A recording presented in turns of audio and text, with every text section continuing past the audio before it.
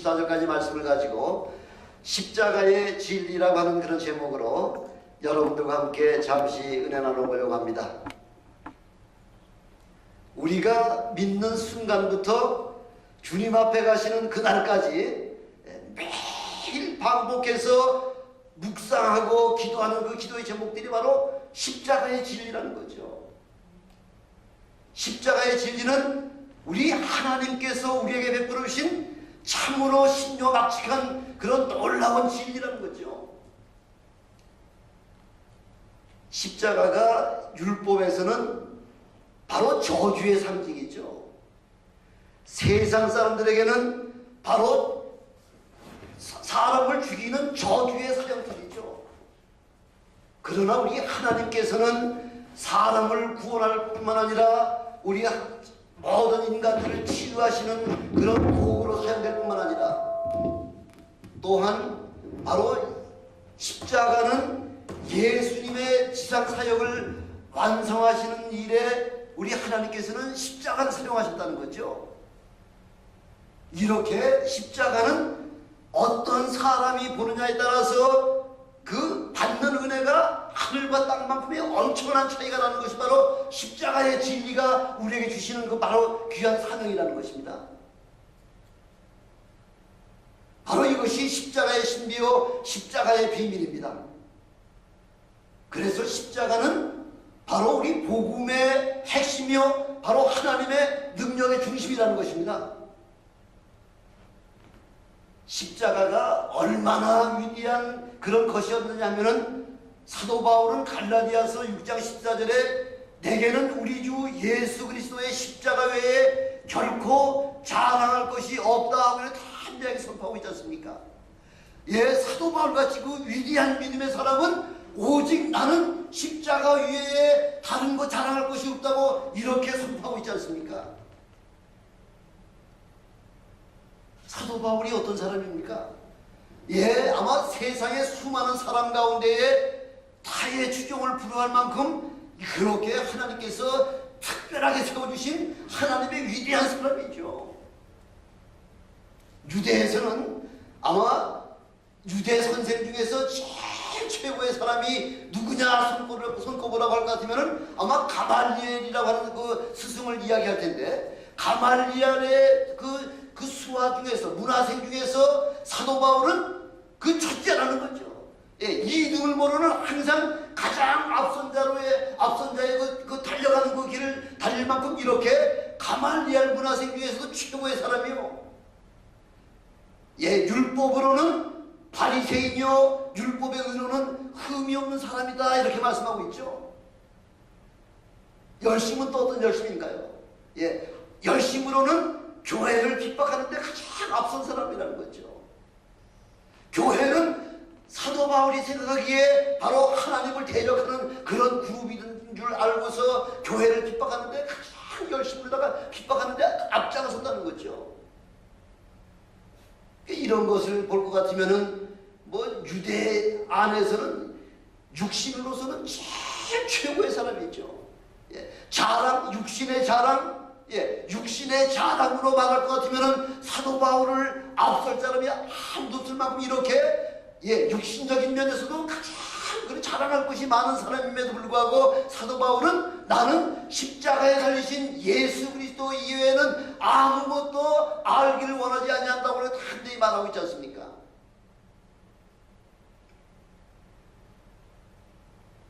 얼마나 십자가의 그 진리가 편했었냐면요. 그 모든 것들, 예, 사도 바울이 바울 사도가 되기 전 이전까지의 그 유대인의 그 율법의 지도자로서의 모든 그 역할적인 면을 봤을 때는 아마 그보다 더 위대한 사람 없었을 겁니다. 바리새인 중에 바리새인이요 공회원 중에 한 사람으로서 모든 사람의 존경을 받는 그러한 사람으로서 그 세상의 가치로서는 제일 최고의 가치를 가지고 있었으면서도 불구하고 십자가에 비하니까 십자가의 진리의 그 은혜를 생각할 것 같으면은 그 나의 모든 백그라운드는 마치 뭐같이 생각했다는 거예요. 예, 마치 배설물같이 생각했다는 거예요. 배설물이라고 하는 것은 잠시 빨리 내게서 떠나가야 될 것일 만큼 이렇게 가장 우리 인간의 가장 더러운 것을 바로 배설물이라고 얘기하는데, 사도 바울은 십자가 위에 모든 것을 다 배설물로 여길 만큼 이렇게 엄청난 은혜를 체험했다는 거죠. 사도 바울이 어떤 은혜를 체험했나요? 사도 바울은 여기에 계신 분 중에 혹시 3층을 체험하신 분이 계신지 모르겠습니다만은, 사도 바울은 그 사역 가운데에서 하나님이 계시는 3층천, 바로 천국을 체험하고 난 사람이라고 그렇게 말씀하고 있잖아요. 그 비밀이, 그 영광이 얼마나 큰지 감히 입으로 발설하기 어려울 만큼 그렇게 엄청난 은혜를 체험하고 나니까 세상의 모든 것들이 마치 뭐가 생각이 된다고요? 배설물같이 생각이 된다는 거죠. 저는 저의 소원도 마찬가지지만 여기 앉아 계신 여러분들이 세상의 모든 것들이 예수 그리스도의 십자가의 은혜를 체험함으로 말미암아 배설물같이 여기시는 그런 여러분들이 되시길 주님의 축원합니다. 물질, 권세, 영광, 학력, 모든 것들이 예수 그리스도의 십자가에 비할 것 같으면 배설물이라는 거죠. 배설물. 그래서 고린도전서 2장 2절에서도 내가 예수 그리스도와 함께 그의 십자가에 못 박힌 것 외에는 아무것도 알지 않기를 원한다, 이렇게 말씀하고 있습니다. 세상에 그 하루하루가 달라지는 문화와 지식 같은 이 모든 것들을, 그런 것을 전혀 알기를 원하지 아니한다고 말씀하고 있죠. 세상의 최고 학문이 어떤 학문이에요? 철학이지 않습니까? 필라소피. 이 철학의 첫 필라소피의 첫 글자 PH라고 하는 그 의미는 이 세상의 모든 학문 중에서 가장 최고의 학문이 바로 필라소피라고 하는 그 학문이라고 하는 것을 PhD 닥터, PhD라고 우리 그 제일 최고의 학문을 갖다 취득할 때에 우리가 받는 그 라이센스가 바로 PhD 아닙니까? 세상 최고의 학문이지만은 사도 바울은 그것을 가리켜서 뭐라고 말씀하고 있나요? 세상의 최고의 학문을 가리켜서 사도 바울은 초등학문이다, 이렇게 말씀하고 있는 거예요.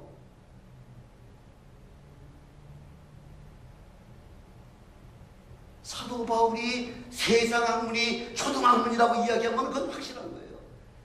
솔로몬이 인생에 아무리 영화로운 것이라고 하더라도 인생은 헛된 것이라고 이야기할 수 있으면, 솔로몬이 헛된 것이라고 얘기하면 그 솔로몬이 그 세상은 헛된 것이에요. 우리는 그런 경지에까지 올라가 보지 못했지만은 솔로몬 같은 왕은 이 세상의 영화스러운 것, 모든 것, 그런 뭐 부귀와 영예와 그 육체의 즐거움 같은 모든 건 다 경험한 사람이기 때문에 인생을 다 살고 나온 솔로몬 같은 사람이 인생은 헛되며 헛되다 이렇게 고백하는 그의 솔로몬의 고백은 참이라는 거죠. 진실이라는 거죠.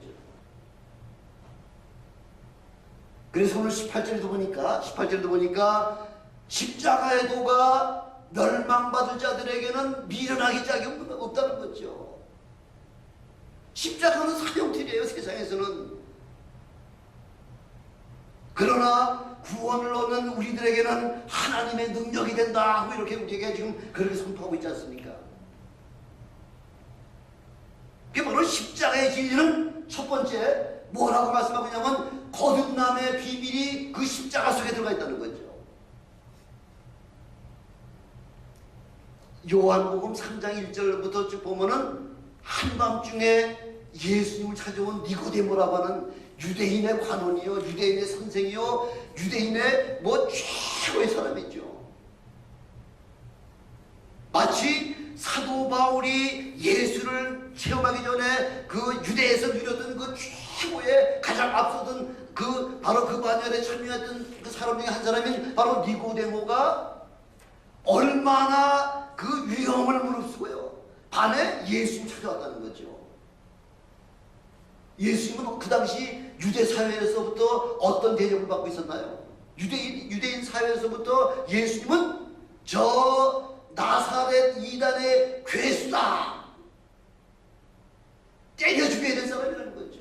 나사렛 이단의 괴수이기 때문에 어떻게 하든지 그 돌로 때려 죽여야지 마땅한 사람이라고 그렇게 손가락질 받던 바로 그 예수님을 은밀한 가운데 찾아왔다는 거죠. 니고데모가 예수님을 찾아올 때는요, 그 마음의 결심이 보통 마음의 결심 가지고서 예수님 찾아온 거 아니에요. 자기의 모든 명예와 자기의 모든 권세를 다 내려놓겠다고 하는 그런 마음가짐아니면은 예수님 찾아올 수가 없어요. 이단의 괴수라고 손가락질 받는 사람에게 어떻게 그 유대의 최고의 종교 지도자가 예수님 찾아오겠느냐는 거죠. 그러나 그 니고데모는 예수님의 하시는 사역을 바라볼 때에 틀림없이 저분은 하나님께로부터 보내심을 받은 자다.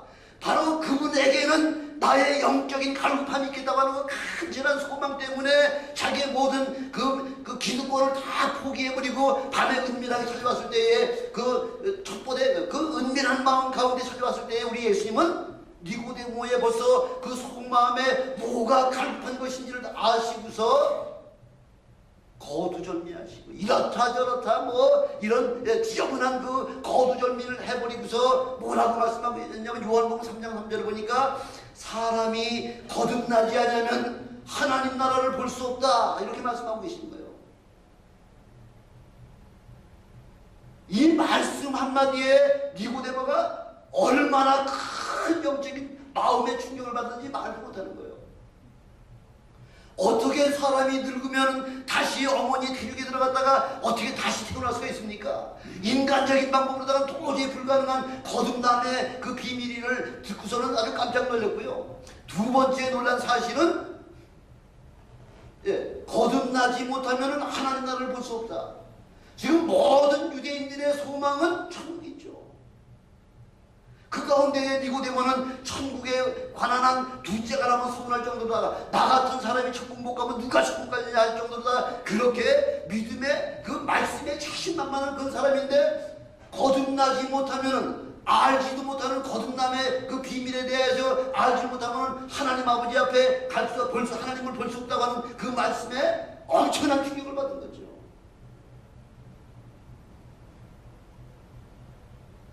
도대체 거듭남이 무엇입니까? 그러니까 네가 유대인의 선생으로서 거듭나는 비밀을 모르느냐? 사람이 물과 성령으로 거듭나지 않냐면 아버지께 올 자가 없다고 다시 한번 주님께서 말씀하시면서 니고데모가 제일 이해하기 좋은 거로다가 이야기를 하셔야지 이해가 쉬울 거 아니에요. 거듭남이라고 하는 이야기는 니고데모에게는 제일 처음 듣는 말씀이에요. 네 중생의 처음이 없으면 아버지께 갈 수 없다고 하는 그 사실도 처음에 그 충격도 처음 듣는 말씀이에요. 그 전혀 모르는 사람에게 그 사람이 제일 잘하는 것이 뭘까요? 유대인의 선생이요. 유대교 목사예요. 공회원이에요. 바리새인 중에 바리새인이에요. 그 사람은 창세기부터 말라기서까지가 꿰뚫어지는 거죠. 토시자나 틀리하냐고 다 메모리할 정도다가 그렇게 율법에 대해서 잘 알기 때문에 예수님께서는 그 율법을 가지고서 지금 거듭남의 그 비밀을 갖다 지금 말씀해 주고 계시는 거죠. 민수기 21장을 가지고서 모세가 광야에서 뱀을 든 것 같이 인자도 들려야 하리라 이 한마디만 하면 벌써 예수님이 무슨 말씀하시는지를 니고데모는 딱 깨닫는 거죠. 왜? 민수기 21장에 그 모세가 광야에서 뱀을 들었을 당시에 그 상황이 어떤 상황이었냐면은 애굽에 430년 동안 종살이 하다가 지금 그 하도 고난과 고통이 너무 심해가지고 하나님 앞에 부르짖으니까 하나님께서 모세를 그 바로 왕에게 보내서 내 백성을 인도에 달아가지고서 그래서 430년 만에 그 노예로부터 해방된 바로 그 이스라엘 백성들이 홍해 바다를 건너고 그 엄청난 그런 그 마라의 샘물이 단물로 변화되는 엄청난 기사와 이적과 표적을 그런 거에 체험을 했음에도 불구하고 이스라엘 백성은요 하여튼 기회만 되면 뭐 한다고요? 기회만 되면 뭐 하는 거예요? 하나님을 원망하는 거죠. 모세를 원망하는 거죠. 기회만 되면. 애굽에 있을 때는 부추와 마늘과 고기도 먹었다는 거죠. 여기 나와서 이게 뭐냐는 거죠. 가시와 같은 그 맛도 없다는 거죠. 그것만 아침 점심 저녁 아침 점심 저녁 계속 먹으니까 실증 난다는 거죠. 왜 우리를 이곳까지 끌고 와서 이곳에 시키냐고. 그냥 시간만 나면 틈만 나면 그 기회만 되면 하나님을 원망하니까 하나님께서 참다 못하셔서 하신 게 뭐예요? 우리 하나님께서 하신 게 뭐예요? 불뱀을 독사를 확 풀어놓으신 거죠. 하나님의 심정이 지금 이해가 갈 것 같아요. 예. 이스라엘 사람들 얘기하는 거 아니에요. 지금 저와 여러분 얘기하는 겁니다. 아무리 이렇게 엄청난 축복을 받았다고 하더라도 그 축복이 감사로 나타나 있는데, 감사가 우리 감사 나름대로 한다고 하지만은 아무래도 부족하죠. 기회만 되면 원망하는 거죠. 그래서 막 불뱀이 나와가지고 막 사람을 물어가지고 물자마자 독사한테 물리면 뭐 몸이 퉁퉁 부어가지고 금방 죽는 것이 바로 독사한테 물리는 건데, 막 사람들이 계속해서 죽어나갑니다. 그러니까 다시 하나님 앞에 그냥 간구해서 우리가 하나님 앞에 범죄했으니 우리 용서해 주시옵소서 하니까 하나님께서 처방전을 끊어주시잖아요. 모세한테. 어떤 처방전이에요? 구리로다가 노스로다가 뱀을 만들어서 장대에다가 높이 달아서 누구든지 뱀에 물린 자마다 쳐다본 즉 살리라. 처방치고는 참 웃음이 나는 처방이죠. 말 같지도 않은 처방이죠. 그럼에도 불구하고 뱀에 물려가지고 죽는 사람이 막 깔깔 죽는 순간에 그 구리뱀을 쳐다본 사람들은 다 회복이 됐다는 사실이죠.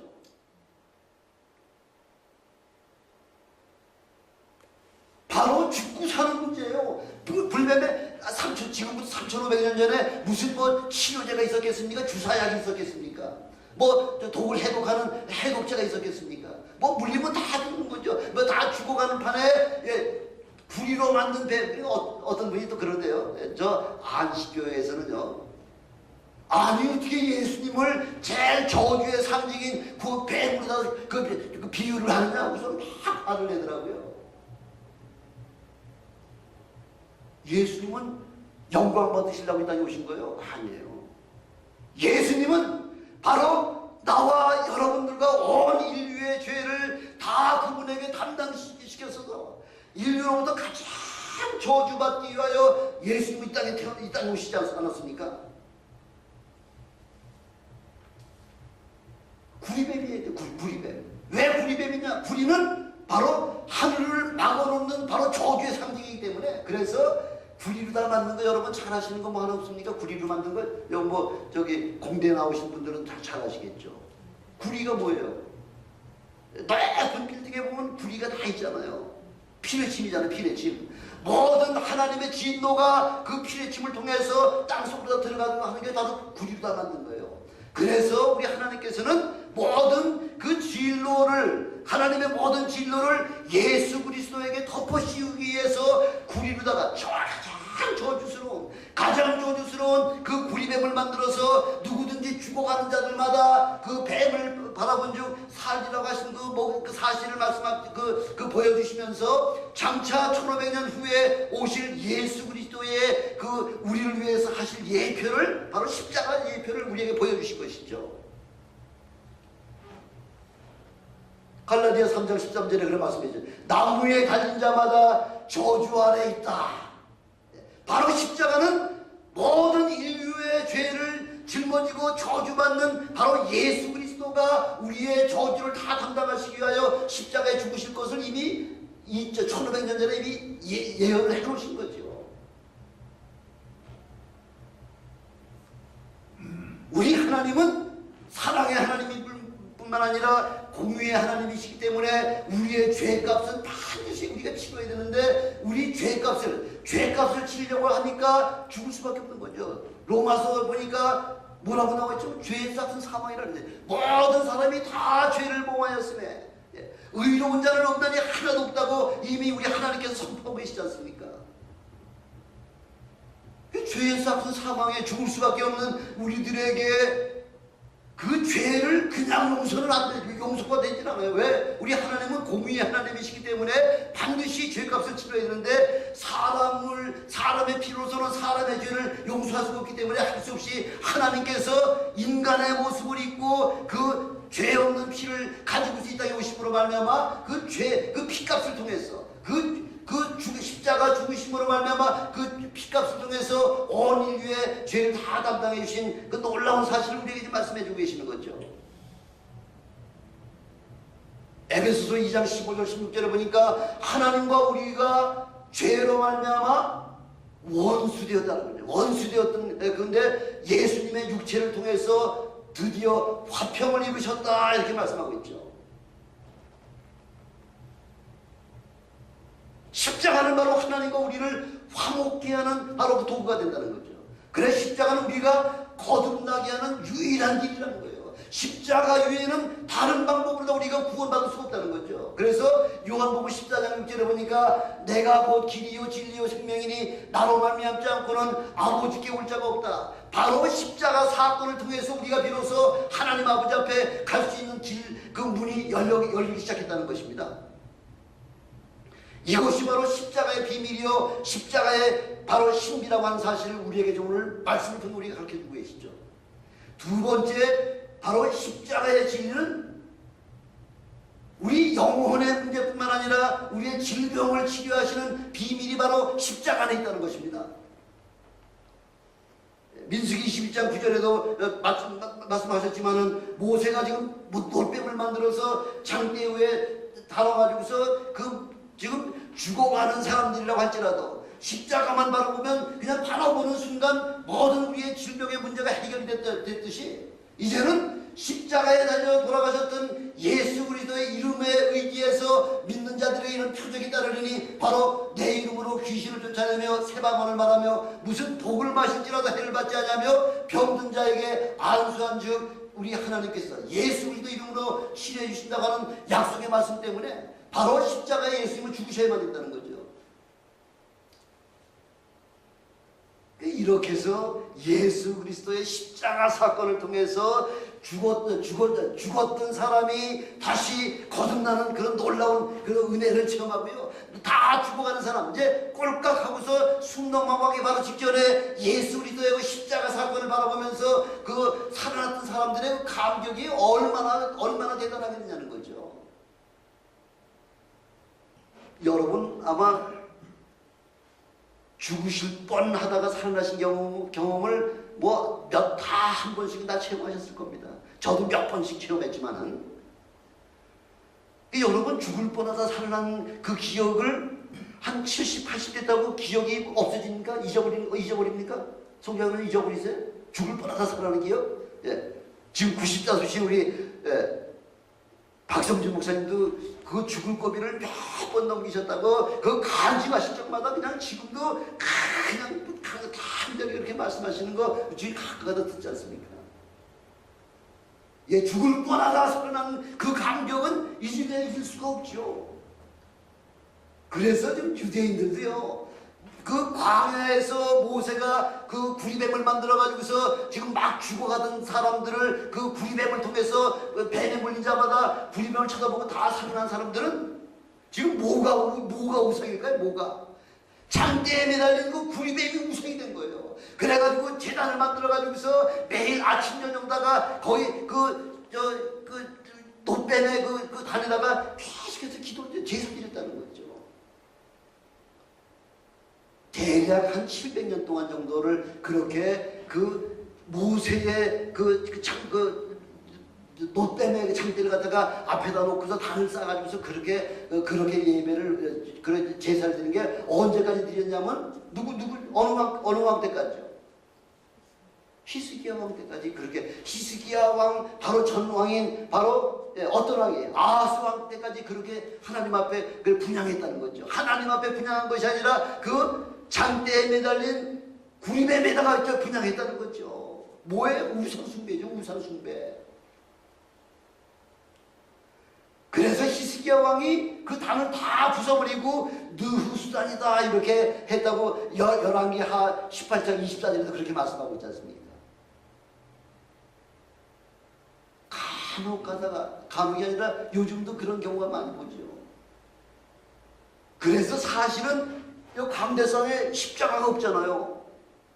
왜 자칫 잘못하면은 그 십자가에다가 기도할까봐 우리 아예 기독교에서는 십자가를 못 달게 하는 거죠. 근데 예수님이 십자가에 달려서 고통받으며 죽은 그 고상이라 그러죠. 천주교에서는 고상 앞에서 계속 기도하고 있지 않습니까? 그럼 뭐예요? 지금 모세의 그 놋뱀 사건하고 거의 유사한 거죠.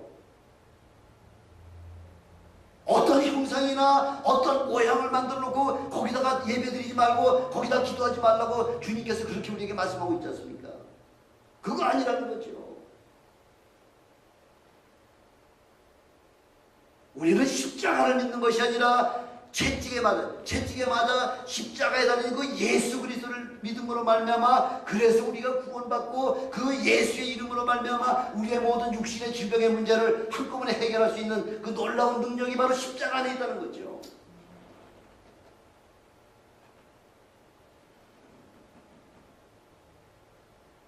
그것이 내 죄 때문에 예수 그리스도가 채찍에 맞으시고 십자가에 달려 돌아가셨다고 하는 사실을 그걸 내 마음에 믿고 입으로 시인하고 사흘 만에 하나님께서 부활시켜 주셨다고 하는 그 사실이 깨달아지면 그 이후부터는 엄청난 능력이 나타난다는 거죠.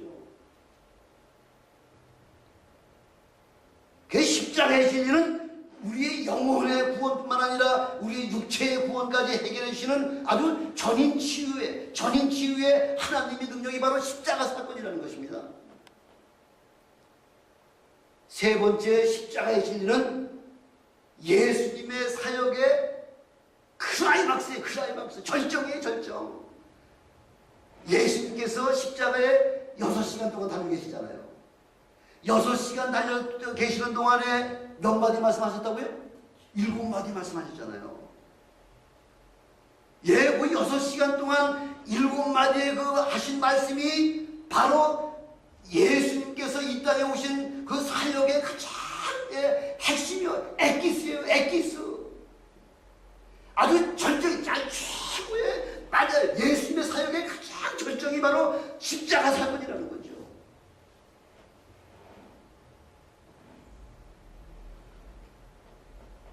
바로 그 7마디는 복음의 진수라는 거죠. 하나님의 계획과 창조의 모든 목적과 비밀을 아주 압축해가지고 아주 엑기스 있죠. 요즘 그 뭐 인삼도 축출해가지고 엑기스만 뽑아놓잖아요. 진짜 그래서 뭐 섞어가지고 먹는 거예요. 이렇게 바로 예수님께서 하신 7마디 말씀, 그 짧은 말씀이 있죠.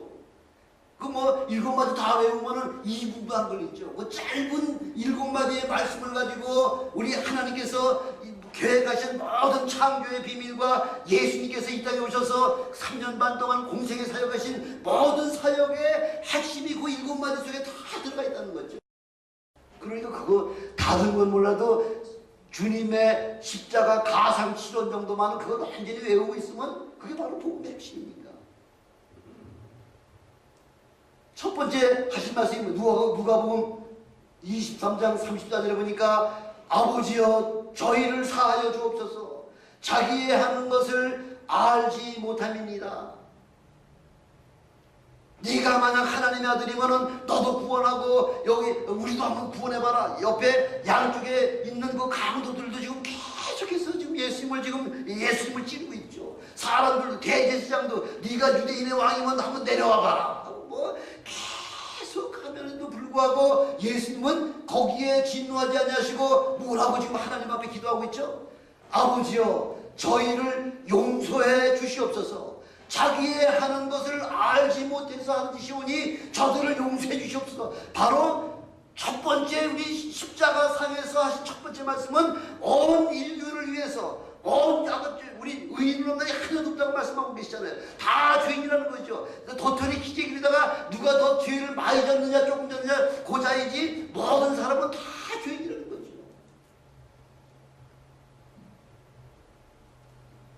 의인은 없나니 하나도 없기 때문에 지금 예수님을 비방하던 대제사장이나 그 로마 군병이나 좌우편에 있는 그 강도들을 가지고 이야기한 것이 아니라 바로 우리 주님께서는 오늘 이 시간에 저와 여러분을 위해서 저들이 자기의 죄를 알지 못하오니 저들의 죄를 용서해 주시옵소서 이렇게 지금 지금 하나님 앞에 간구하는 거죠.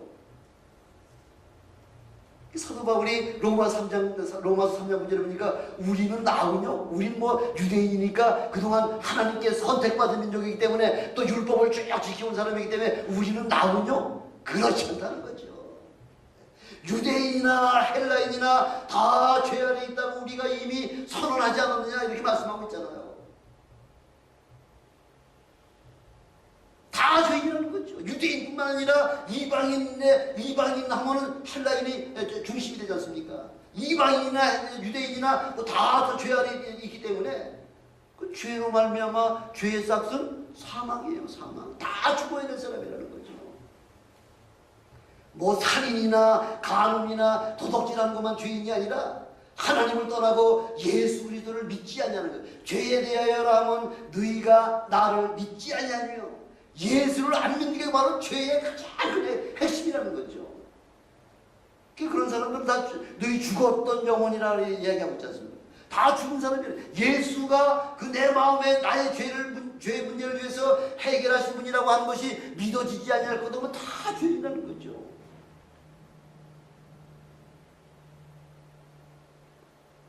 그래서 예수님은 그 이사야 53장 12절에 보니까 범죄자를 위하여 기도하였으나 범죄자를 위해서 이미 기도했다고 그 이사야 선지자를 통해서 예수님 십자가에 달려 돌아가시기 750년 전에 이미 예언을 다 말씀해 주셨죠. 우리가 마음이 넓다고 하는 사람들이 있죠. 마음이 넓다는 건 뭐예요? 나에게 원수된 사람을 용서해 주는 게 그 마음이 넓은 사람이고 관용의 사람이라고 그랬죠. 늘 말씀 제가 드리지만 베드로가 예수님에게 지금 자기 딴에는 자기 나름대로다가 이 정도면 충분하겠죠 하고서 예수님에게 다 한대 얘기하죠. 내 형제가 내게 범죄했을 때에 7번 정도 용서하면 되겠죠. 7번 정도 넉넉하게. 그러니까 우리 주님께서 7번이 아니라 70번씩 7번, 하루에 70번씩 7번, 77이 49, 하루에 490번을 나한테 범죄하고 나한테 용서를 빌면 다 그거 용서해 주라는 거죠. 용서는 1%도 남김없이 싹 다 용서해 주라는 거죠.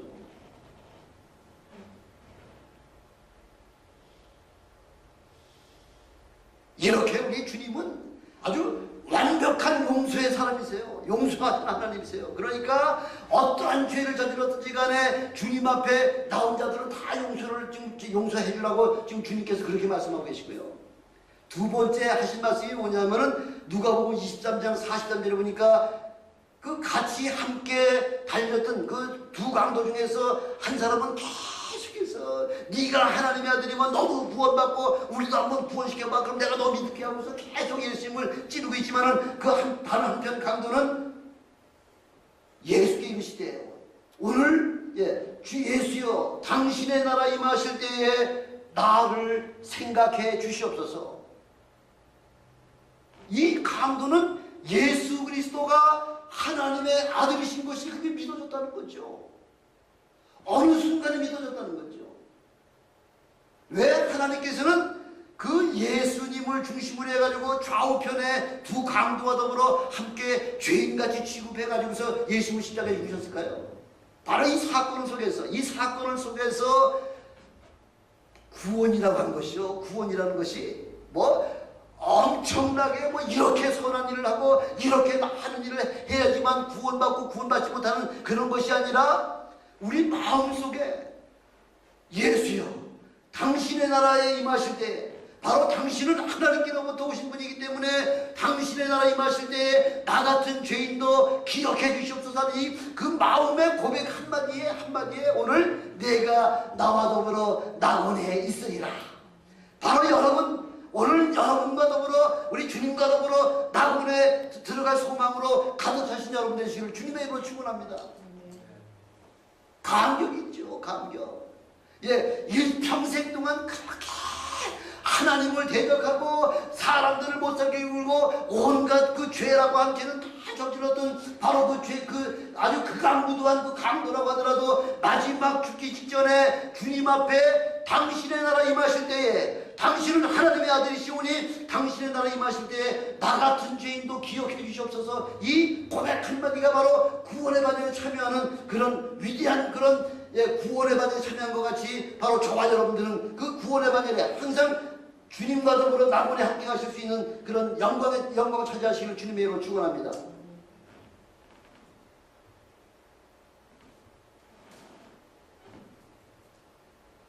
그래서 은혜라는 거예요. 은혜. 은혜는 거저 받는 게 은혜잖아요. 선물이라는 거죠. 그래서 에베소서 2장 8절 9절에도 보니까 너희가 그 은혜를 인하여 믿음으로 말미암아 구원을 얻었으니 이것이 너희에게서 난 것이 아니라 하나님의 선물이라는 거죠. 하나님께서 거저 주신 거라는 거죠. 뭐 때문에 거저 주셨을까요?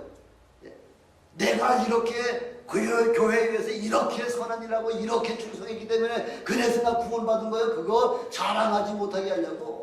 아무나 누구든지 다 주님 앞에 나와서 나의 죄를 고백하기만 하고 예수가 나의 구원주라고 하는 그 사실만 마음으로 믿고 입으로 시인하는 자들마다 다 구원을 거저 주시려고 자랑하지 못하려고 거저 주신다고 이렇게 말씀하고 있죠. 세 번째 우리 주님께서 하신 그 십자가상에서 하신 말씀이 뭐예요? 여자여 보소서 아들입니다 하면서 그 마리아에게 자기 제자 그 사도 요한을 당신의 아들입니다. 아들을 삼으세요. 그 얘기죠. 양자 삼으세요. 그 얘기죠.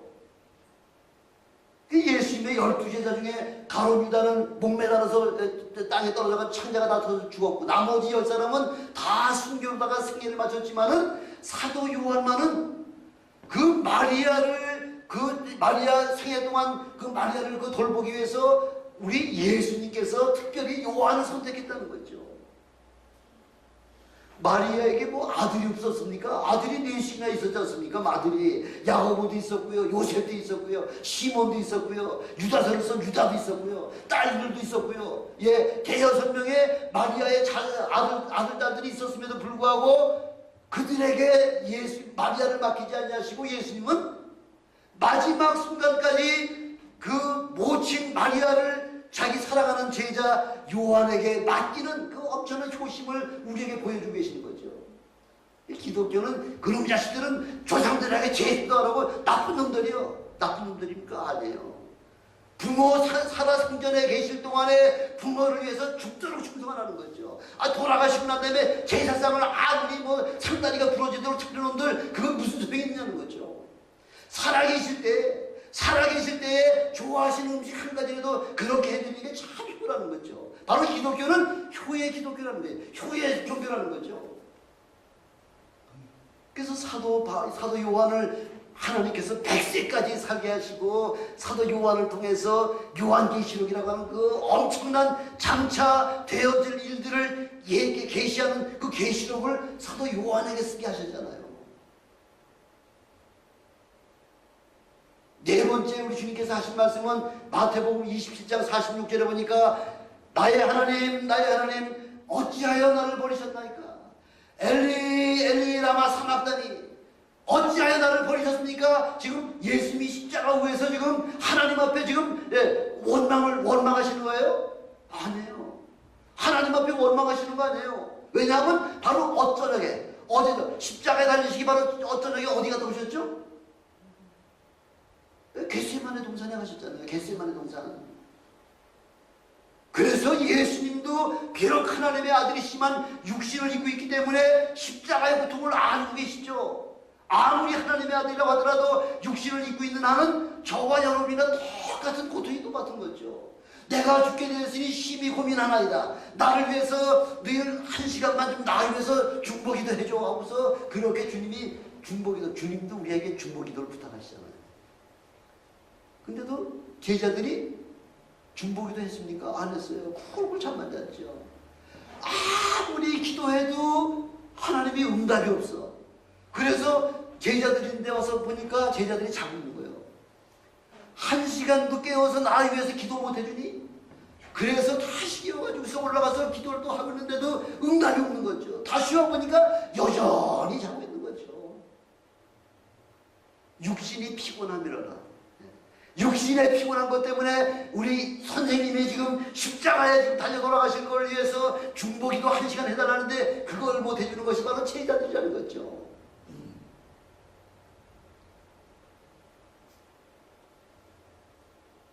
그래서 2시간을 기도해도 응답이 없고 다시 3시간을 기도하고서 그 다음에 주님께서 내려오셔가지고서 자 이제는 마음껏 잘하는 거죠. 실컷자 실컷자. 나 뭐 어떻게 했다고요? 하나님께로부터 기도 응답 받았다는 거죠. 이 잔을 내게서 옮기실 수만 있다면 옮겨주시옵소서. 십자가에 내가 안 죽을 수 있는 길이 있다면 그렇게 해주시옵소서 하면서 그렇게 3시간 동안을 전심으로 기도했을 때에 하나님께서는 어떤 응답을 주셨어요? 네가 십자가에 죽어야 돼. 그게 내 뜻이요. 그래서 됐습니다. 이제는 됐습니다 하고서 기도 응답을 받고 난 다음에 그래서 십자가에 지금 달려 돌아가시는 돌아가시기 직전에 예수님께서 엘리 엘리 라마 사박다니 나의 하나님 어찌하여 나를 버리셨나니까 이거 지금 하나님 앞에 원망하는 거 아니에요. 우리 주님은 땀방울이 핏방울이 되도록 전심을 다해서 겟세마네라고 하는 이야기의 뭐의 뜻이 뭐예요? 겟세마네 기름을 그냥 기름틀을 그냥 바짝 눌러야지만 기름이 나오잖아요. 겟세마네라는 것이 기름틀이라는 얘기예요. 얼마나 하나님 앞에 전심을 다해서 기도했는지 땀방울이 핏방울이 될 정도로 이렇게 엄청난 기도를 했다는 거예요. 그래서 마침내 응답을 받았기 때문에 이것이 바로 내가 십자가에서 저주를 받아서 십자가에 죽는 것이 바로 아버지의 뜻이구나 하는 것을 그래서 이 엄청난 은혜를 체험하고 난 다음에 그러니까 하나님 나를 죽이시기까지 하나님의 하나밖에 없는 독생자 나를 죽이시기까지 온 인류를 그렇게 하나님 사랑하십니까? 하면서 그렇게 하나님께 영광을 돌리는 장면이에요. 하나님을 원망하는 장면 아니에요.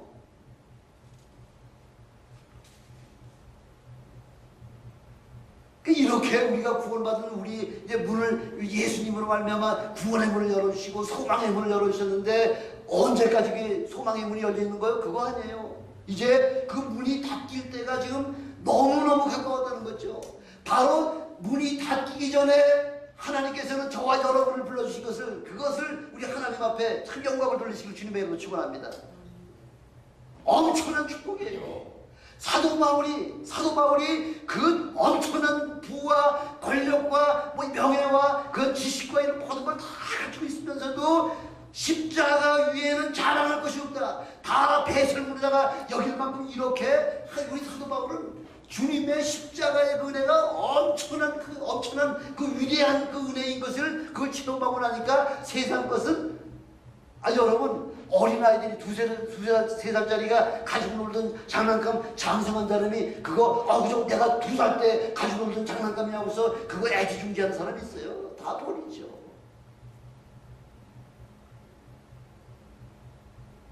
주님의 그 진로의 잔이 임박한 때가 지금 얼마 남았다는 거예요. 오실 날이 얼마 남았을 때 이럴 때 우리가 정신 차리고서 기도해야 된다고 하는 말씀입니다. 그 5번째 뭘 말씀하고 계시냐면 내가 목마르다.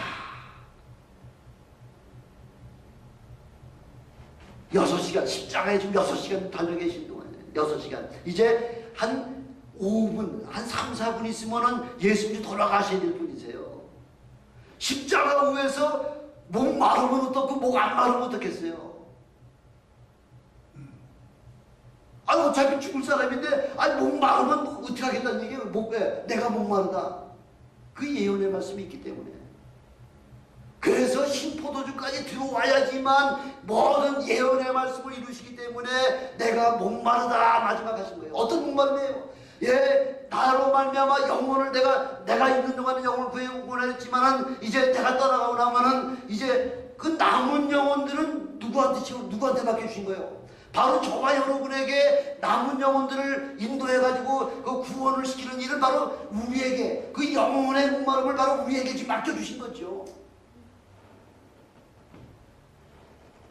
이 목마른 사역까지 그 예언의 말씀까지 다 이루시고 난 다음에 제일 6번째가 뭐냐면은 여섯 번째가 뭡니까? 다 이루었다는 거죠. 뭘 다 이루었어요? 십자가에 죽으시는 게 다 이루시는 거예요. 예수 그리스도가 십자가에 죽지 아니하시고서는 하나님의 일이나 마귀의 일이나 뭐 인간의 일이나 모든 일들은 아직 끝나지 않은 상태라는 거죠. 시작도 안 했다는 얘기죠. 예수님께서 십자가에 죽으시는 그 순간이야말로 바로 예수님의 대단한 그 공생의 3년 반의 대단원의 역사가 마무리되는 시간이요. 하나님께서 이 우주 만물을 창조하신 창조의 모든 결론이 바로 십자가에서 예수님께서 운명하시는 바로 그 순간이야말로 하나님의 모든 섭리와 경륜이 한꺼번에 이루어지는 엄청난 사건이라는 거죠. 그래서 다 이뤘다는 거죠. 다 이뤘다. 요한일서 3장 8절에 보니까 하나님의 아들이 이 땅에 오신 것은 마귀의 일을 진멸하려고 이 땅에 오셨다고서 요한일서 3장 8절에 그렇게 말씀하고 있잖아요. 죄를 짓는 자마다 범죄하는 자마다 다 마귀에게 속하나니 마귀는 처음부터 범죄함이라.